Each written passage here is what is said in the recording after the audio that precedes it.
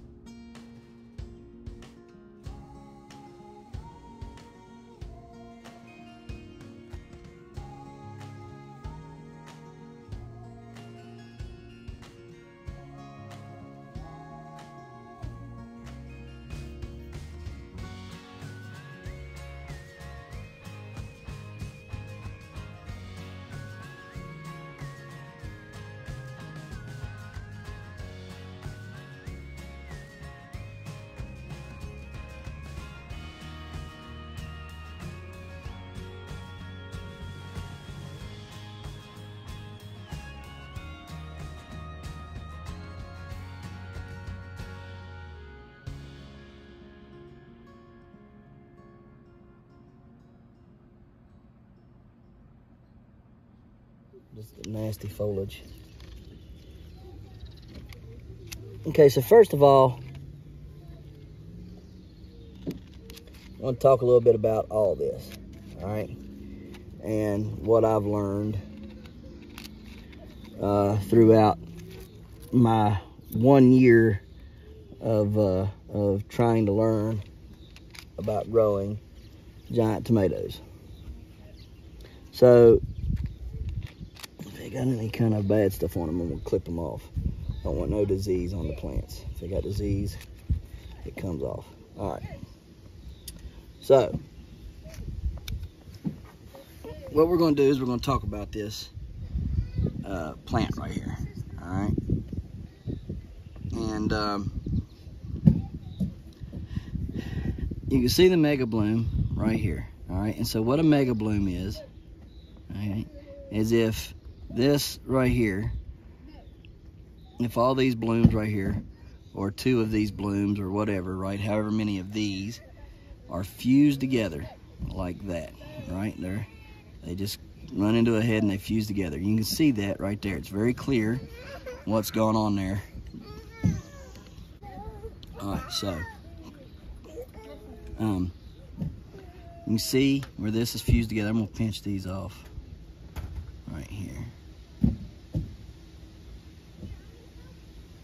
All right. Anyways, you can see how these fuse together and how it's thicker right there, right? So zoom in here a little bit.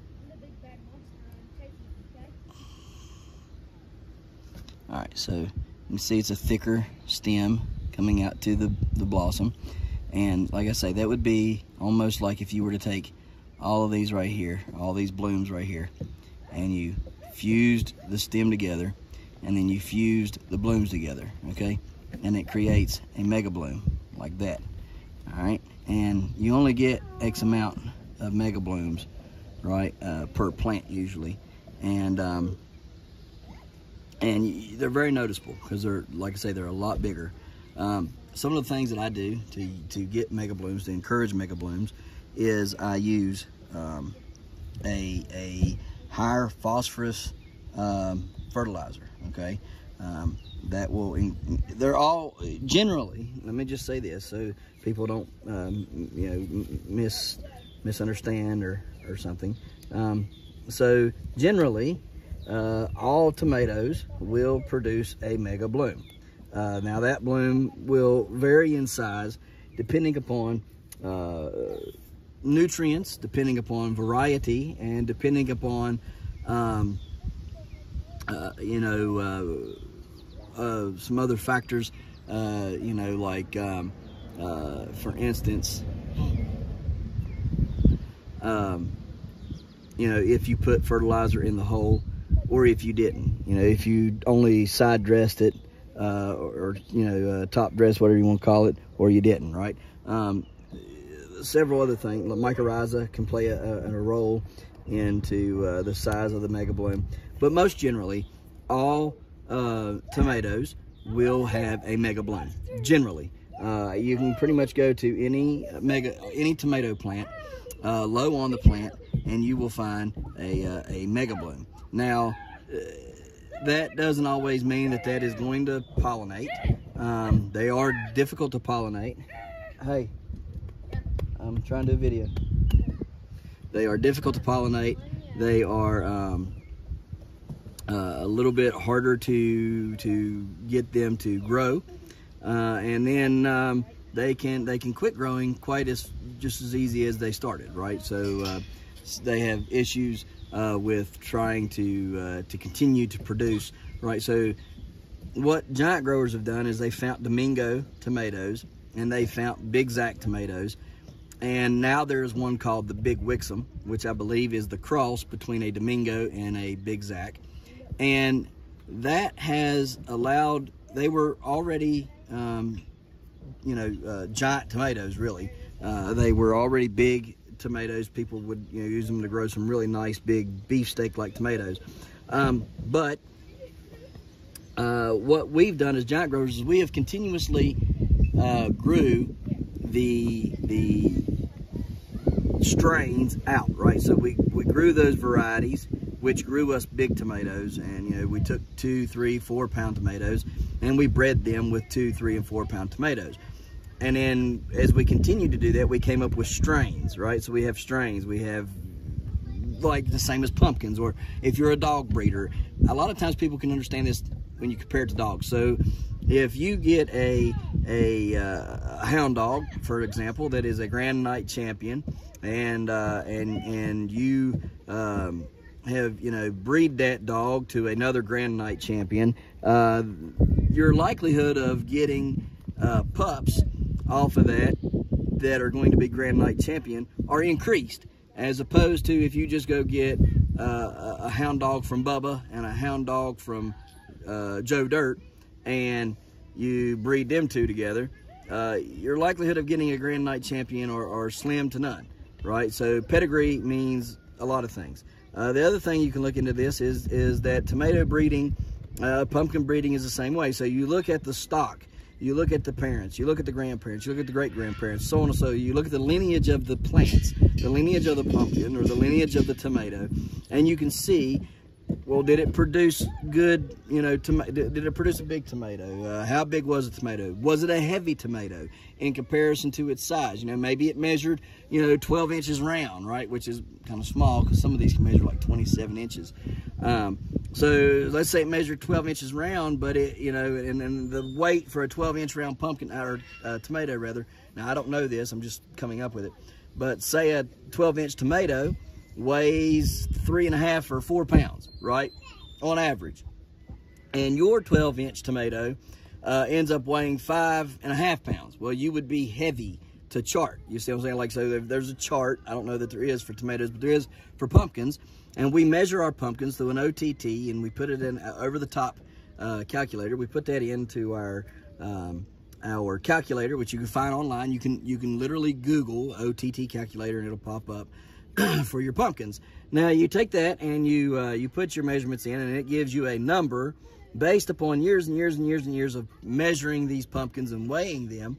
You get a pretty consistent number for what the average is of that size of a pumpkin in inches, right? So if you got 70 inches one way and 70 inches another, and you know, so you're 140 there, and you're 60 inches another, it gives you 200 inches total, and a 200-inch total pumpkin being, you know, from this way to this way and all the way around, right? If that gives you, you know, 250 pounds that consistently, then usually a 200-inch pumpkin will consistently weigh 200 pounds. That is the thought process. So with, let me wait for the wind. So with tomatoes, like I was saying, if you were to, I don't know, because I don't know that there's a calculator for tomatoes, but they know rough about estimates about how much a tomato should weigh. based upon its measuring in circumference. So anyhow, usually 24 to 27 inches pound. You know, you're getting up there into the 8s, 9s pound range. So anyway, if indeed you measure it and you know your weight is a little bit heavier than that of the normal tomatoes, you would have what we would call a heavy to chart tomato, right? And so what people have done is they have took tomatoes that were big and heavy to chart and all these things, and they've consistently bred them to, you know, or grew them, right? A lot of people will cross them. They'll take this variety right here, which is a 2.2 cook, and they'll cross pollinate it to a 9.65 pork chop, right?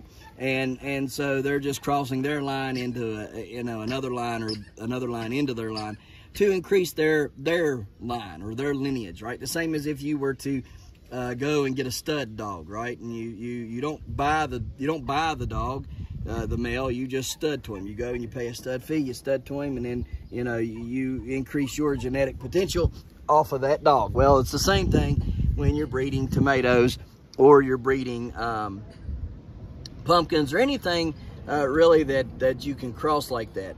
You're just increasing the genetic potential of that specific variety, your specific plant, right? So a lot of people, including myself, I want to have my own lineage, my own line of things.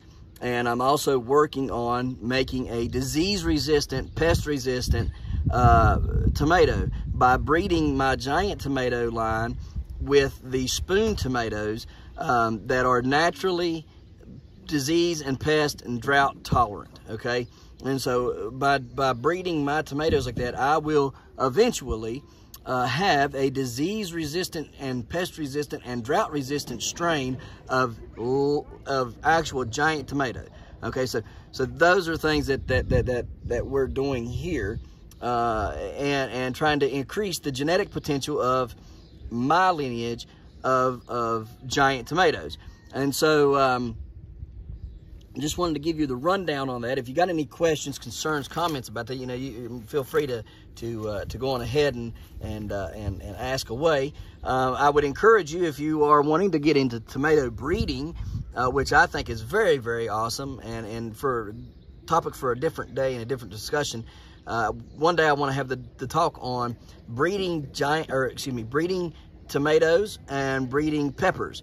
I think it is an awesome hobby, and it could be quite beneficial to you, and actually get you a little bit of money if you are good at it, and you can come up with things that people are desiring the taste, desiring the colors, desiring the resistance to pests and droughts and diseases. Okay, so that's for a different day. But anyhow, I would encourage you to join some of the groups that are out there that are specifically for, you know, breeding peppers and tomatoes and those things. So anyhow, back to this. And so what you can do when you see your giant mega bloom or your giant tomato coming on, okay, like we have seen here, you can set a fan in front of it. And what that fan will do is it will cause it to consistently blow, right? Like the wind's blowing right now, okay? Those little jingles, all right, help the... Okay, so let me backtrack here for just a second and pull one of these off of here. I'm going to pull you right here. All right, so let me see if I can get this. All right, so inside of this bloom right here, there is a male and female inside of here, okay? So tomatoes, they can breed themselves. They don't need pollinators per se. The wind can pollinate them. You can come by and pollinate them. You'll notice a lot of times in my videos when I'm out around tomatoes, I'll start ringing the bells, right? And I call that ring the bell, you know, just if I'm ringing the bell on things like this, strawberries and other things that can be done like that, you'll notice I'll walk by and I'll just start tapping. And tap, tap, tap, tap, tap, tap, or shake the plant. Peppers, same way. And what I'm doing is I'm actually pollinating. I am causing a disturbance on that plant, and I am causing the pollen to release. You know, so the stigma and the stamen and the stigmata are able to, you know, one release the pollen, the other one to collect the pollen. And you're going to have to excuse me right now because I am horrible at remembering which ones are which. I believe the stamen is the male, and the stigma is the stigmata is the woman, or the female rather. I believe that's how it is. If my memory serves me right, stamen is men, male, right? So I believe the stamen is the male part, which is also called a pistil. And so what'll happen is that male part has all the pollen on it, right?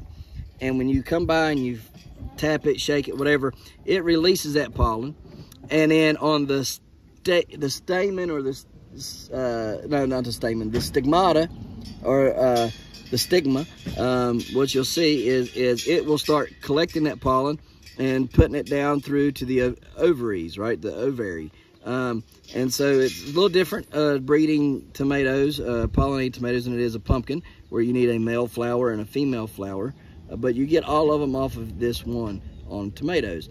So let me see if I can open this up just a touch here, very, very carefully. Probably should have got some things, tweezers or sorts. Trying to get it peeled back gently as possible. Okay, so you can see in here what that looks like. All right, so you can see a baby tomato has formed right there in the center. You can see the stigma in the center there, up here. She will gather pollen, and that pollen will come down through and pollinate and grow that baby tomato that is right there. And the pollen is all over in there, right? And so it gets released. You can kind of see some right here on these inside petals right there. I don't know if the camera's picking it up any, but I can see it really light. I'm trying to see if I can get some on my finger there. And no, it's not coming on my finger. Anyway, you can see it there. Anyway, and it will release, and then once that releases, this, you know, we'll grab it, and you can kind of see the little hole right there in the center of that stem. All right, and that's how you pollinate a tomato. Peppers are pretty much the exact same way for pollinating them. And so, like when you want to pollinate these, okay, so that would be a self-pollination. Okay, so if I was to come by here and I go tap, tap, tap, tap, tap, tap, tap, tap, tap, right? Then I have self-pollinated that. All right, now, if I want to pollinate this, okay, with another tomato, okay, and a different strain of tomato, then what I will do, because you can see these outside petals. See these outside yellow petals? Okay, those are the outside yellow petals. All right, but then you have these inside petals that have your pollen on them. Okay, so here's what you do. If you're wanting to breed a tomato, it's no different than breeding the peppers. I think peppers might be a touch easier than tomatoes because of the way that the tomatoes grow. I think that the tomato has a better female part right here, okay, where the pepper has a really thin female part and it just breaks off really easy. The tomato has a better one, a thicker one, and it just seems to be more durable. But as far as the male part goes, it's quite a bit harder to harvest the pollen off of that. So what you would do is, if you want to pollinate from one strain to another, you'll take this flower, which would be on this plant, you know, when it's kind of almost ready to open. You don't want to wait till it opens, because then the pollen's already been released, okay? Or when you're sitting there clipping everything off, the pollen is releasing, okay, and then you're not going to get a true cross. You might get some seeds that are crossed with the one that you want, but you would not get 100% cross, and so you would defeat the purpose. So what you do is you wait, and you'll see them. They'll start. Let me see if I can find one that's a little bit trying to turn here. That one right there is kind of like it. All right, pick it off real quick. All right, so you can kind of see this one here. It's trying to open. Right, I think it's a little farther past what you would want. I think this one right here is just a touch farther than what you would want. I think you would want it to be, you know, closed up about like that right there. Okay, just getting ready to open, and then what you would do, wait. You're gonna have to wait. What you would do is, if this was the female, okay, you would wait till it's about like that right there. You're not gonna cry over the cozy coop all day. Sorry. Anyways. About like this, all right. And what you would do is you would wait till it's, you know, you got your bloom. You're waiting. It gets like this. You can see it's getting ready to start opening. You come in here and you tear all these petals off and cut them off gently with these side cutting things that we have in my pepper videos. You can go back and look at those. I got pepper videos that are specifically pollinating peppers, and you'll see the cutters that I use. They're actually for like ingrown toes, or like ingrown toenails or something like that. They're like side snips for toenails. Anyways, they're perfect. So your wife probably has some, and you probably go steal them from her if you got. You know. Anyways, you'll remove all the petals off of that female until it looks like this one right here. Right.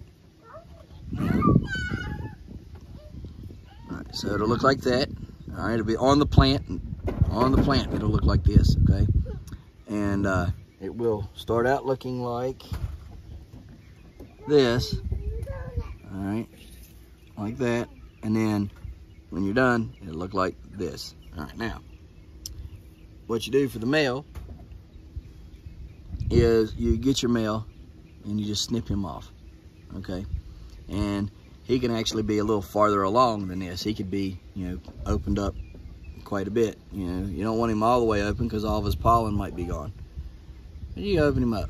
You got to be really super careful with the female. You don't have to be as careful with the male. You know, even though the male and the female is all in, you know, once you start crossing, you know that you have one female and one male. The female will stay on the plant, and the male will be removed. And so anyhow, so you got your male here, okay, sorry, and you got your female here on the plant, right? And so you'll remove a little bit of these, just open it up enough where you can take that and pollinate all of that right there.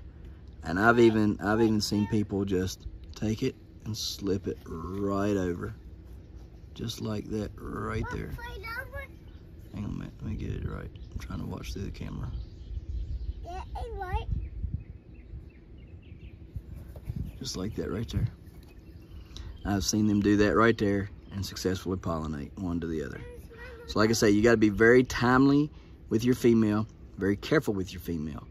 The male, really not so much, because the male is just kind of like, man, whatever. Again, they have the same sex.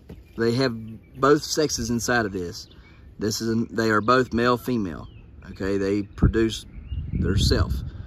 But if you're going to cross one strain to the other, then you have a female. You will then name this solely a female, because you'll remove all the male parts and the female will remain on the plant.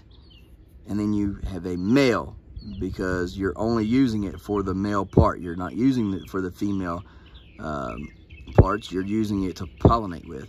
And so you'll pluck the male off of whatever plant you're wanting, and you keep your female on the plant. Don't pick a female, because then it ain't gonna grow. It ain't gonna do no good. Female stays on the plant. Male comes off the plant. Put them together like so, and you pollinated it. Or you can, like I say, remove the petals a little bit, Just come here and ding, ding, ding, ding, ding around it, right? Let the pollen fall, or you can gently rub it. You can take this and take the pollen and beat it all down into a clear plastic container where you can see the pollen. And you can take Q-tips and take the Q-tip and swab the Q-tip through the pollen, and then pollinate your female with the Q-tip that has the pollen on it. You can do all sorts of different things. But this right here is easiest, just like that. Okay, so I hope I have explained that part well for breeding tomatoes and, you know, crossing them with different varieties. All right, so now we're gonna get on into, go put that back right now. So took the lock off. Anyways, specifically talk about the mega blooms and stuff. So if you're not going to cross anything, okay, and it's hard to cross with a mega bloom. Here's the other part about mega blooms. So since they're fused together like they are, let me see if I can get it to look a little bit better here. I'm trying to get it best I can. All right, so since they're, you know, kind of fused together, let me zoom in a little bit better.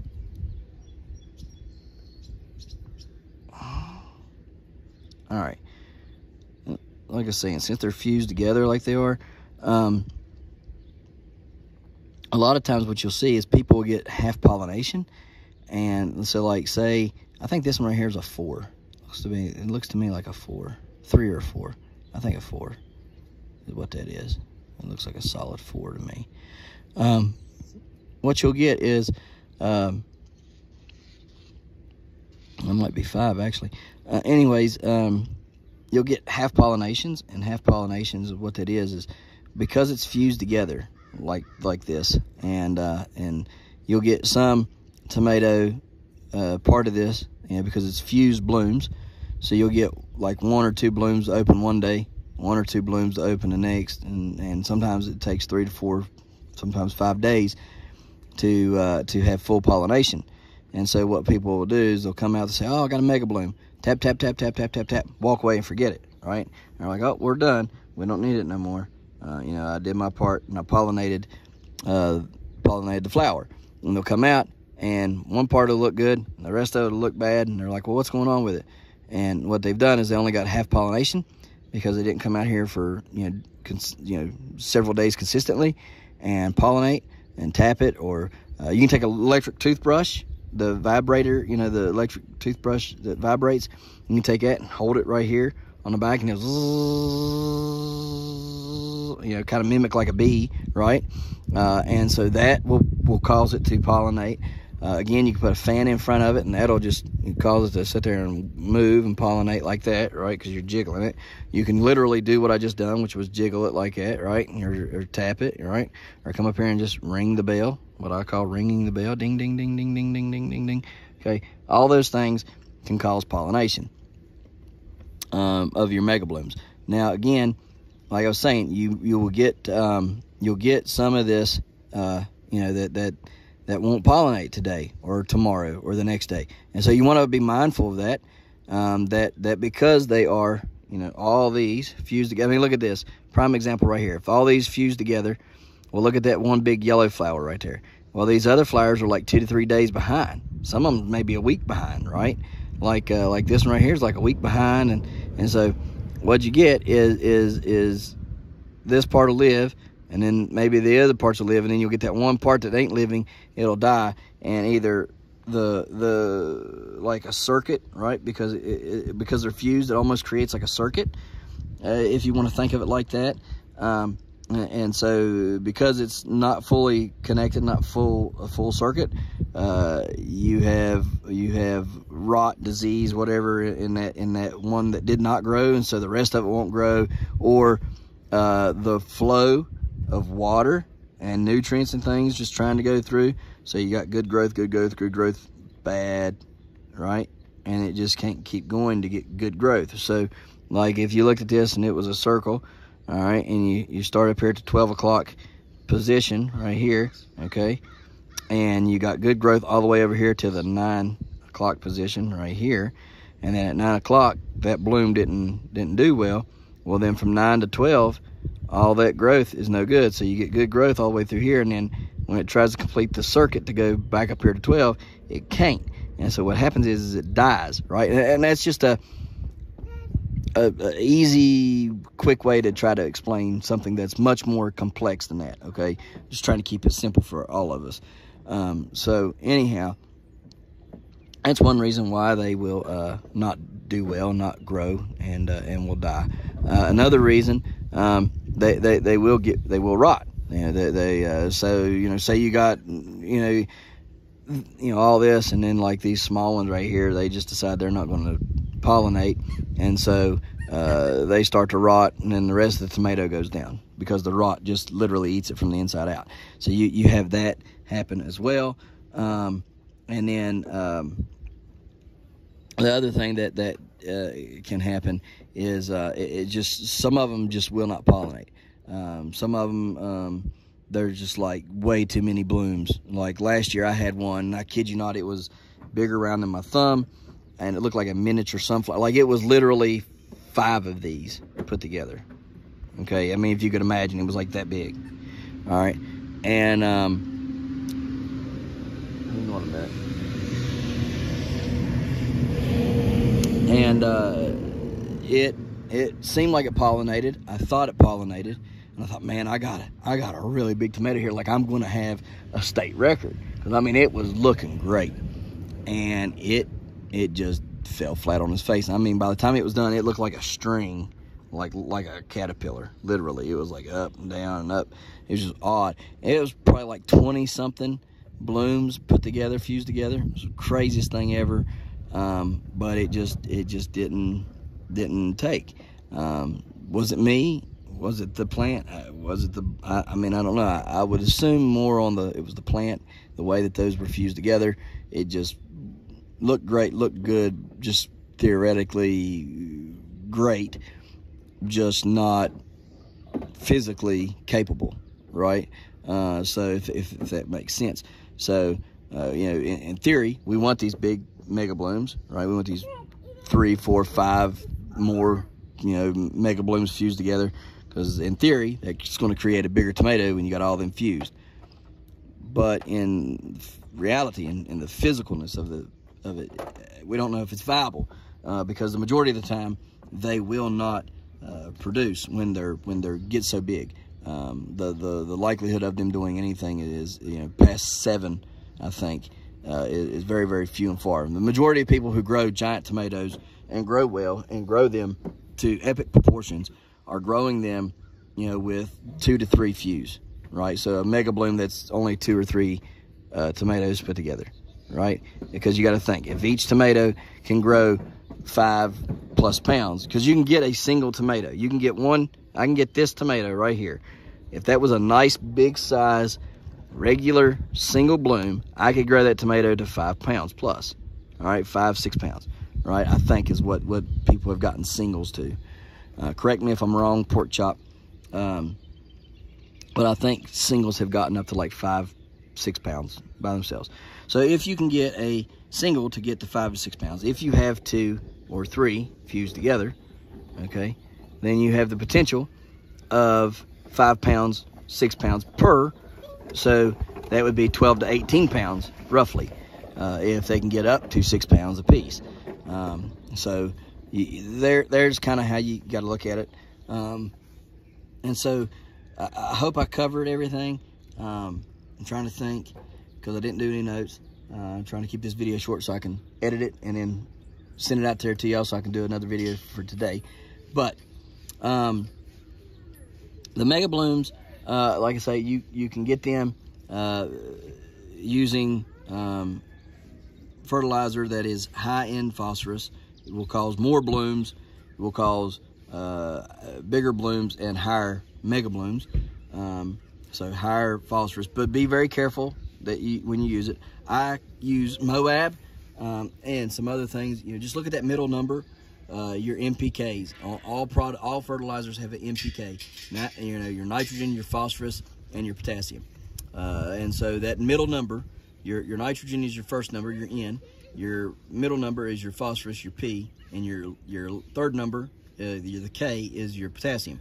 And so what you want to do is you want to look at that middle number, the P, the phosphorus, and have a higher amount of phosphorus, which can encourage more blooms and bigger blooms, and would be bigger mega blooms. And in my estimate and all my dealings with them, that's been the case. So what you would do is you would grow that in higher phosphorus, but you want to watch that you don't give too much phosphorus, because you can poison, like pretty much poison your soil. I mean, I don't think you would literally call it poisoning, but it basically poisons your soil to where the phosphorus amount is way too much, and then the only thing that's going to grow in that is going to be root crops, and then you have to literally pull the root crops up and throw them away or eat them to get rid of the phosphorus, and that could take years to get rid of phosphorus overload in your soil. So you want to be very careful with that. You know, make sure that you're not using so much that, and you can use a whole lot. And if your soil is phosphorus deficient, and you can use even more. But you want to be very careful of soil of phosphorus buildup, because it doesn't leach quite like other nutrients does. It kind of stays in the soil. So be careful for that, and just grow in things like that. Like I said, I use Moab. Kind of helps with the bigger blooms and stuff. And you can use other things that are higher in your phosphorus. Just to, like DAP. I use DAP, which is diammonium phosphate. It's a 1848 or 46-0. So it's 18% nitrogen, 46 to 48% phosphorus, and 0 on the potassium. It's diammonium phosphate, DAP, DAP. It works good. So those are some of the things that I use to create mega blooms. I have not had buildup in my soil, but I'm very careful about what I do and how I do it. This one particular plant right here specifically has zero DAP or Moab on it. It's strictly whatever's in the ground and whatever was in the compost from Wellington. That's all that this plant has on it right now, and you can see we got a nice mega bloom just off of that. So I'm going to show you a couple other mega blooms, and then we're going to get this video put out to you. All right, guys, so this is another one of our tomatoes right here. It's already got a mega bloom growing on it right there. You see there's a couple singles and things. The truck looks like mine. It's actually grown into the dirt right here, I think. No, not yet. It ain't latched yet. So we'll clean that up, get it staked up. But anyways, mega bloom right here, and I believe it may have took, so I'm gonna kind of gently start removing some of it here and see if in fact it did, so we can start keeping track of it there, because I'm really wanting to get our first one going, because we've had a couple of them so far this year and they've died, and I don't want no more dying. Just want to keep what we got.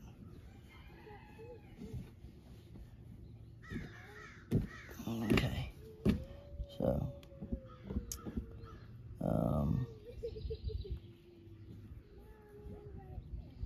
I'm not sure if this thing's gonna live or not, because it would appear a slug has ate it in half at the stem.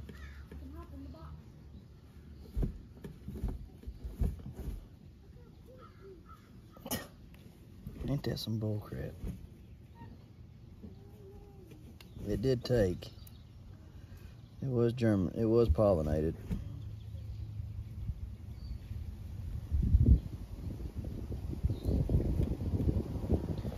As you'll see here.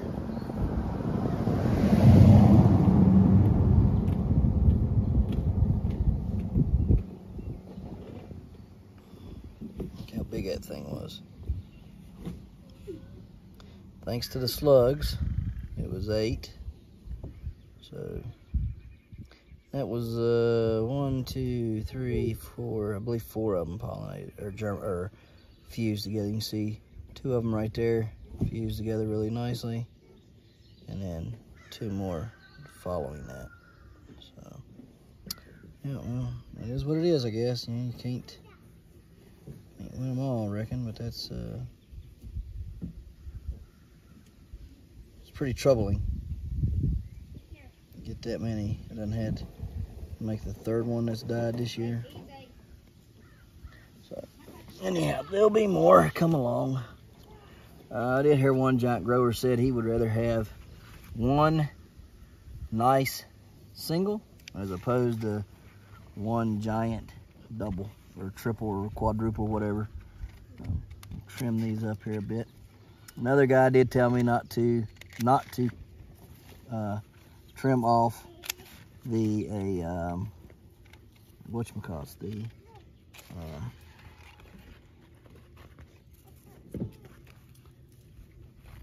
oh goodness, can't think of the name. Not secondary, but not to trim the suckers off. All right, because so like suckers are, that's a really nice bloom right there. Nice big number 1. Anyhow, sucker vines are these vines right here. Let's see what we got going on right here.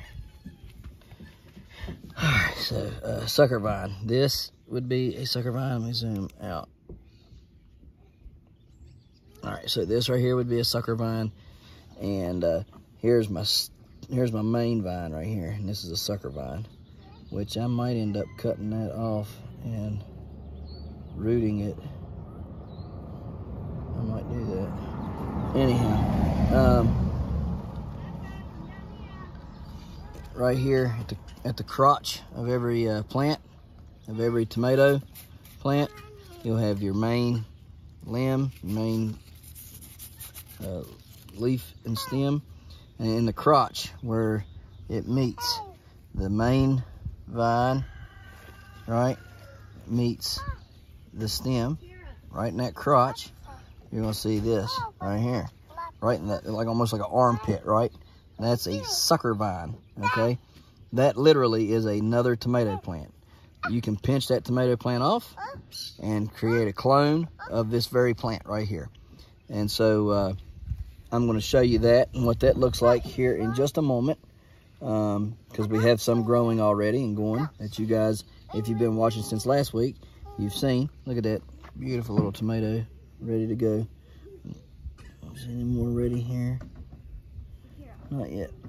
That is a really nice, right there. Y'all see that one? Let me get it down here for y'all. Look at that. That's a nice single. Look how big it is in comparison to my thumb. It's a nice single right there. It's going to be a nice tomato. Anyhow, you can remove this right here. This would be a sucker vine. Here's your main right here.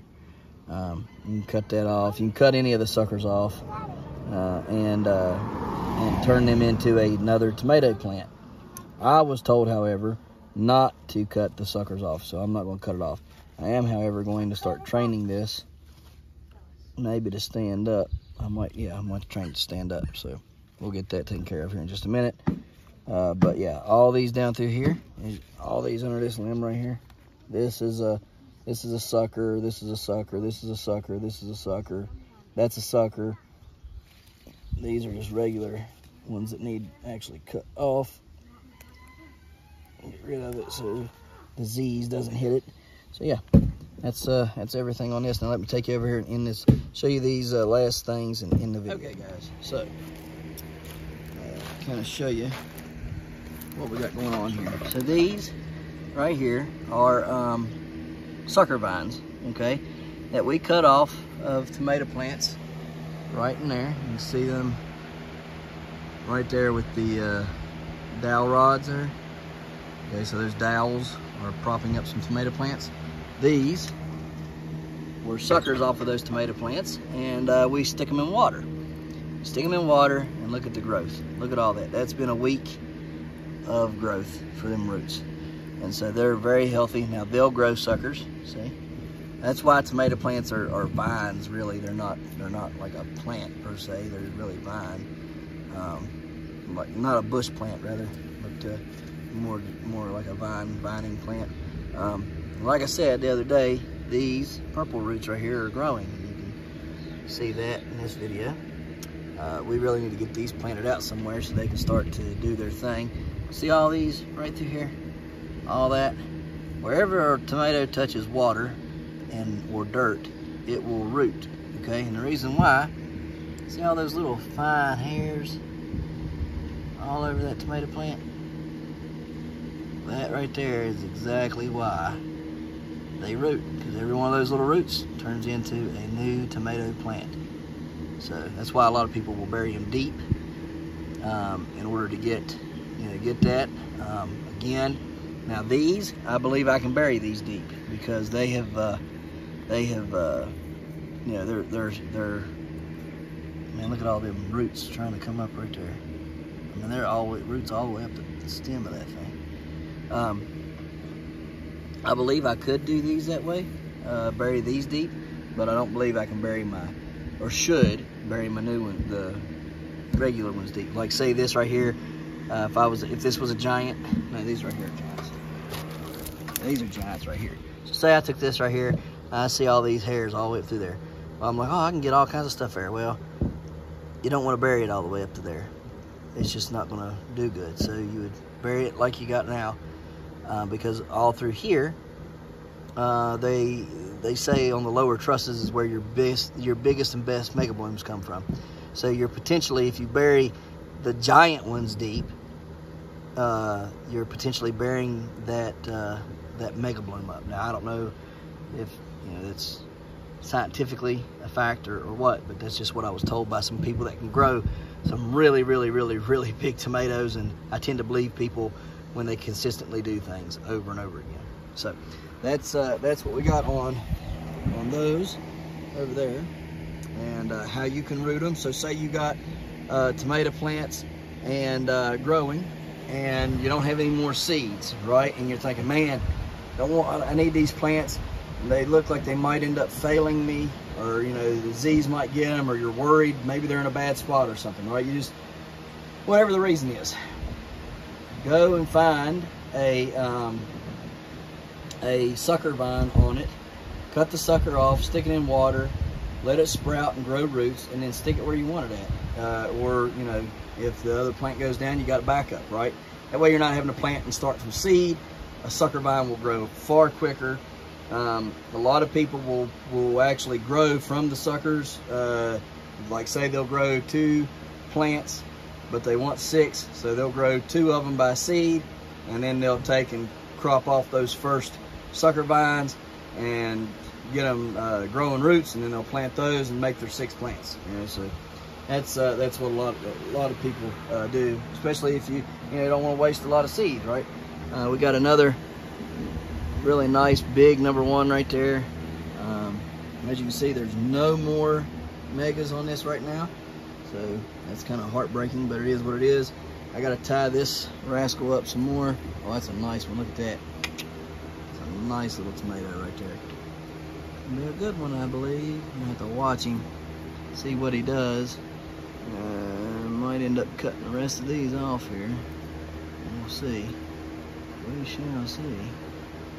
It's a nice one right there too. But yeah, we'll get that tied up and everything. So, all right, guys. Well, I appreciate you watching. I hope you learned something about mega blooms today, guys. We'll see you tomorrow right here in the Hollers and Hills, West Virginia. Don't forget to smash that like button. Hit that notification bell. Don't forget to share. Thank you, good sir. You're welcome. And subscribe.